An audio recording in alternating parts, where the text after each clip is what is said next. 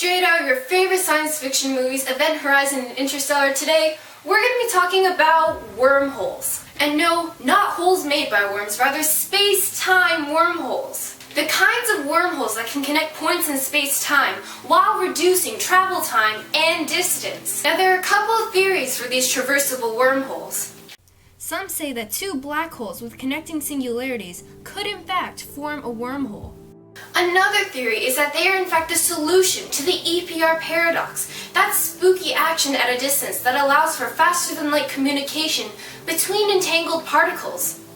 But we're getting ahead of ourselves here because wormholes, at this point in time, are still entirely theoretical. No one's found actual proof of their existence. But don't you worry! Even without solid proof, we still have a fair idea on what they look like and how they behave. This wonderfully shaky drawing done by yours truly is what most of you will recognize as being a wormhole. However, this is only a wormhole in 2 dimensions. Wormholes would appear spherical should we happen upon one in real life. It could look something like this. This connection in space-time could be between points in the same universe, or for example, between our universe and a different universe entirely. However, there are some restrictions in the shape of the wormhole as outlined in its equation. From this long and not very friendly equation, we can see the following. This determines the shape of your wormhole. This is your radial coordinate, and this represents the throat of your wormhole. In a wormhole, there must be flare-out condition in order to maintain its structure. The radial coordinate has a range that is at minimum the size of the throat and at maximum the size of the mouth. Flare-out condition means that the ratio of the radial coordinate to the shape coordinate increases at the same rate at any given point in the wormhole. At the throat of the wormhole, this means that the radial function and the shape function ratio must be 1.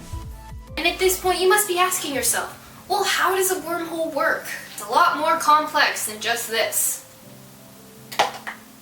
First of all, wormholes, due to their shape, are super duper fragile. So fragile that in fact, it would collapse before any matter at all could travel through it. Now the solution to this is through negative energy, or exotic matter that defies our energy conditions. Now wormholes have a tendency to inwardly contract due to their massive amounts of gravity. Negative energy placed at the throat of the wormhole would counteract this effect and allow the wormhole to be stable enough for matter to pass through. This is because positive energy warps space-time in a curve-like manner, whereas negative energy, it warps space-time more so in a saddle-like shape. But the thing is, negative energy has its limitations. Light, as we know, will always remain at a constant speed. However, its wave frequency can lengthen or shorten. In a vacuum, ordinary light has positive or zero energy in constant fluctuation.